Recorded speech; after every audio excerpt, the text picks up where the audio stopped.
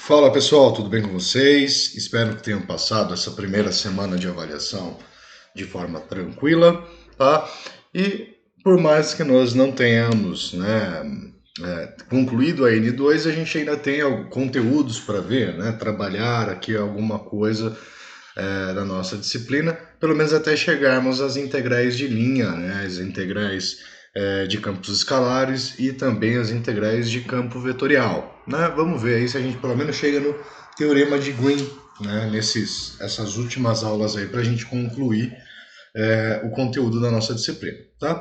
Então, dando continuidade, nesse momento a gente vai estar falando, né, de divergente e rotacional, tá? Então, eles são dois cálculos em cima das funções, tá? Tanto escalares quanto das nossas funções, dos nossos campos vetoriais, tá? A gente viu antes da nossa N1, da nossa N2, desculpa, né? A questão, então, ali do gradiente, né? Do vetor gradiente ou do campo gradiente de um campo escalar, né? Então agora a gente vai dar sequência. Bom, gente, o que se trata do rotacional e do divergente, tá? Então elas são duas operações extremamente importantes, né, no espaço tridimensional, tá?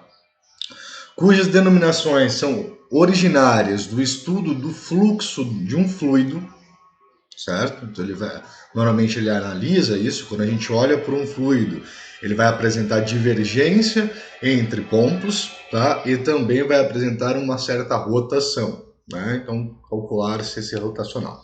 A divergência se refere à maneira como o fluido flui de ou para um ponto, né? E o rotacional refere às características da rotação de um fluido num ponto qualquer, tá? O divergente é um operador utilizado para medir a magnitude de fonte de um campo vetorial em um dado ponto. Em outras palavras, ele pode ser entendido como um valor que mede a densidade dos vetores do campo num determinado ponto.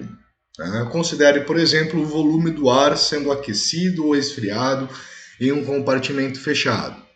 Nesse exemplo, o campo vetorial é a velocidade do ar que se move no recinto, tá? Se o ar é aquecido em alguma região, ele vai se expandir em todas as direções. Então, teremos divergência positiva na região analisada. Se tomarmos um pequeno volume dessa região, haverá mais ar saindo do que entrando. Se, por outro lado, a temperatura do ar cai, a divergência é negativa. Então, o ar converge para essa região. Portanto, haverá mais ar entrando do que saindo. Tá? Então, o divergente faz essa análise para nós. Tá?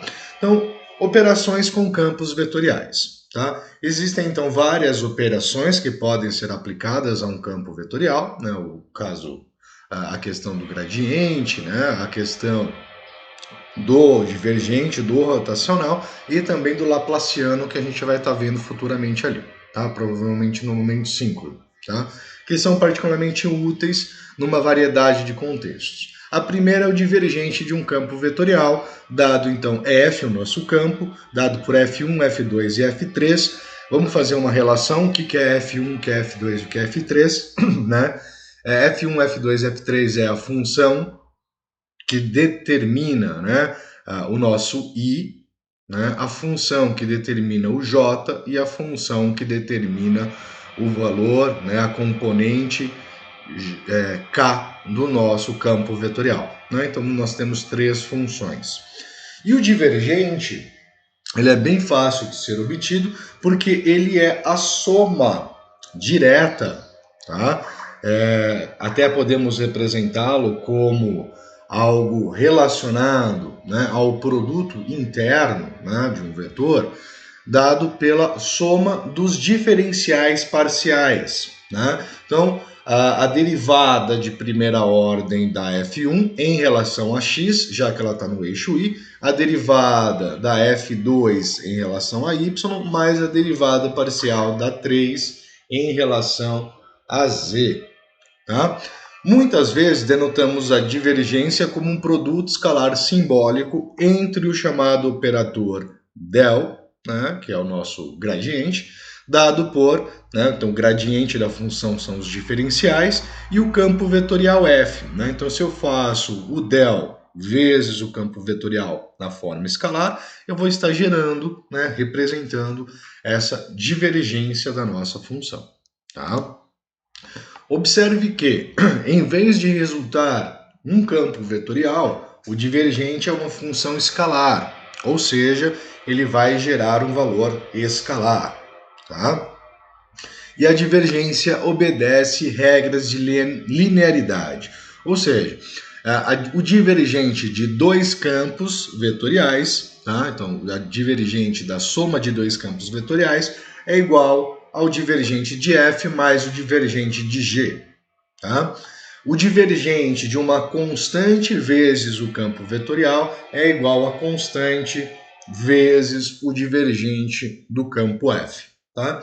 Calcule a divergência, vamos pegar um exemplo, né, de f igual a e elevado a xy, x vezes y, z elevado à quarta, em p igual a 1, 0, 2, ou seja, ele quer o divergente no ponto. Tá? A gente vai poder ver se o divergente ele é positivo, ou se ele é negativo, ou se ele for zero. Existem algumas características para isso que veremos futuramente. Então, quem é a nossa F1? Né?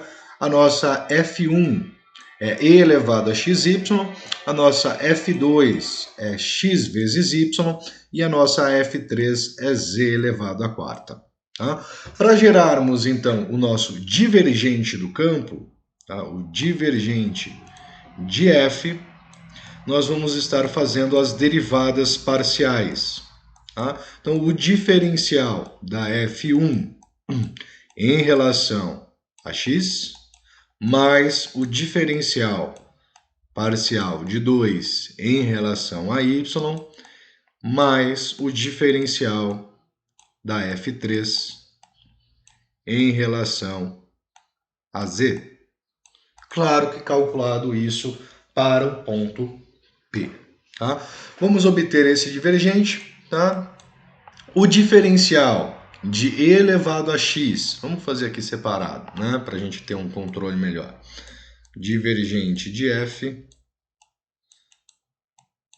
vai ser igual, vamos fazer aqui do lado para a gente ter uma notação. Né? Então, o diferencial de f1, diferencial de 1 pelo diferencial de x vai ser igual a, né? Vou estar fazendo a derivada parcial de e elevado a xy na variável x. Tá? É uma regra da cadeia, tá? Então a derivada de e elevado a xy é e elevado a xy vezes a derivada do expoente, né? E a derivada do expoente vai dar y. Tá? Então nós teremos aqui y vezes e elevado a xy. O diferencial da nossa f2 em relação a y, tá? Vai ser a derivada de x vezes y. A derivada de xy é x na variável y. E o diferencial da f3 em z, tá? Vai ser a derivada de z elevado à quarta, que é 4z ao cubo. Tá? Temos aqui, então, as derivadas parciais.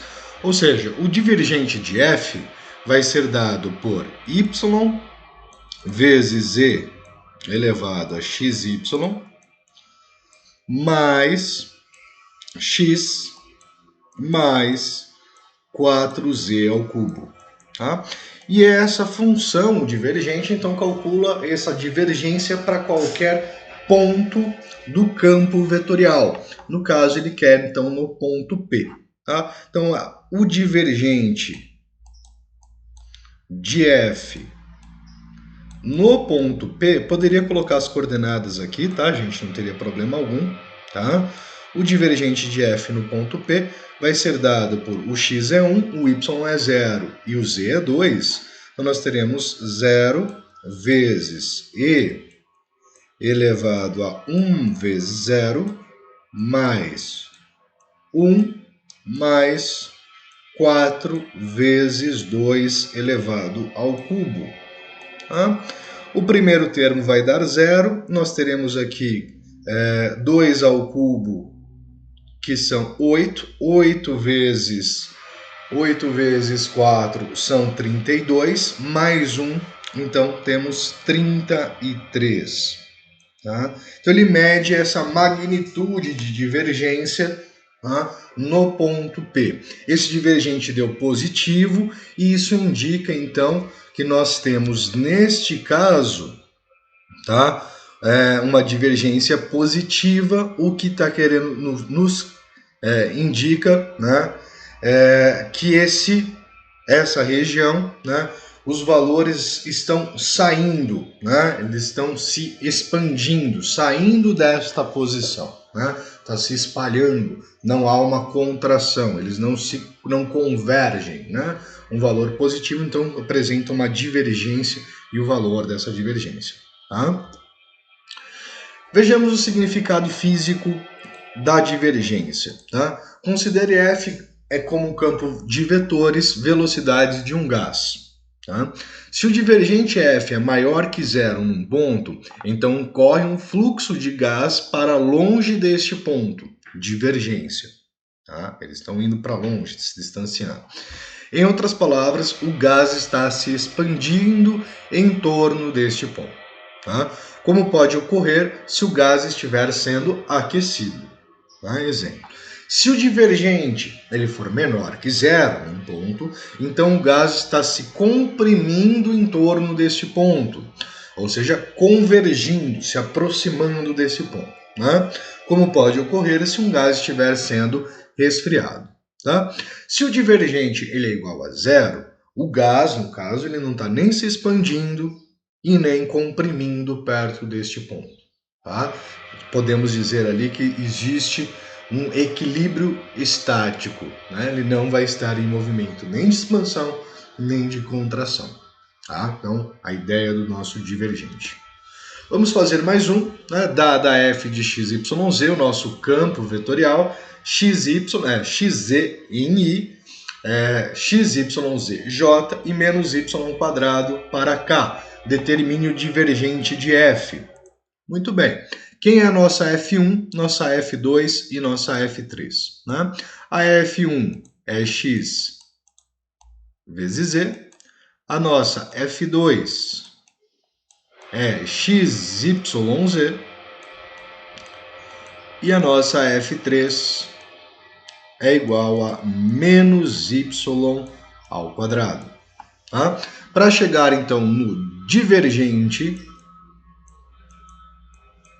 de f, nós precisamos do diferencial da f1 em relação a x, mais o diferencial da f2 em relação a y, mais o diferencial da f3 em relação a z. Tá? Então, neste caso, o nosso divergente ele seria dado. Derivada de xz em x vai ser z. Derivada da f2 em y vai ser xz, então mais xz. E a derivada de 3, da função 3 em z vai ser zero. Então nós chegamos aqui que o nosso divergente do campo, f, ele vai ser dado por x mais z mais x vezes z, ou simplesmente z vezes 1 mais x. Tá? Podemos representar dessa forma, colocando o z em evidência. Tá? E esta expressão, então, vai determinar a divergência em qualquer ponto que nós tomarmos como análise. Tá? Então, se for o ponto 0, 0, 0, a gente faz a substituição e calcula esse divergente, essa divergência, e verificar quanto ela seria, o que estaria acontecendo, se apresenta divergência ou convergência. Tá? Pessoal, eu vou encerrar esse vídeo por aqui. No próximo eu venho trazendo para vocês do rotacional. Então, até daqui a pouquinho.